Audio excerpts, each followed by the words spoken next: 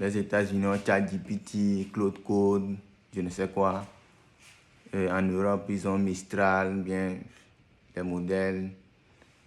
Là-bas, en Asie, ils ont DeepSeek, Kimi, les modèles, tout ça. Ça, c'est les experts qui parlent comme ça. Et à la fin, ils disent l'Afrique dort. Bon, l'Afrique n'a pas de modèle d'intelligence artificielle. Donc, on est en retard, on est en arrière. Tous les discours. Voilà. Mais quels sont les éléments clés qui vont te permettre d'avoir un modèle d'intelligence artificielle? Ici, je vais te donner 3 éléments qui sont le socle d'un modèle d'intelligence artificielle.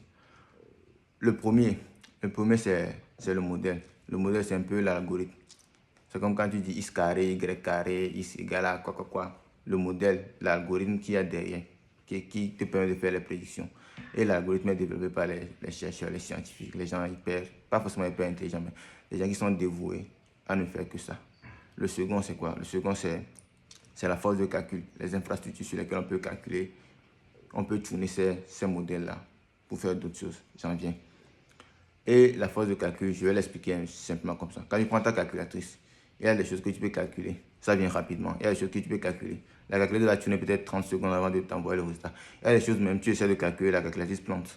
C'est comme ça quand tu viens sur ton ordinateur aussi. Il y a des choses que tu fais, la machine tourne bien. Il y a des choses que tu commences par faire, la machine plante. Donc la force de calcul est vraiment importante selon le modèle que tu veux tourner ou bien selon les calculs que tu veux faire.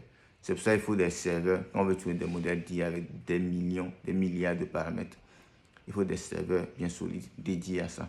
Et la troisième chose, qui est la chose la plus importante et qui est la chose qui peut permettre à l'Afrique de se développer dans cette course à l'IA, c'est la donnée. La donnée, c'est comme de l'or ou bien c'est comme le charbon. C'est la matière première.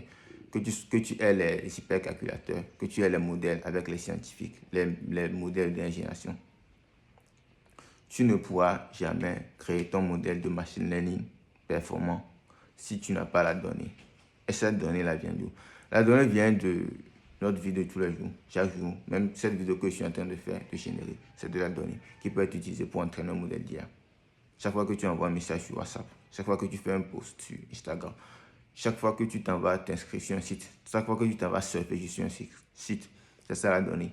Et le combat que tous les Africains doivent mener aujourd'hui, c'est de rapatrier leurs données, stocker leurs propres données et réfléchir à quoi en faire. Mais la base de tout, c'est d'avoir de la donnée. Et maintenant, après, on peut réfléchir aux usages qu'on peut en faire.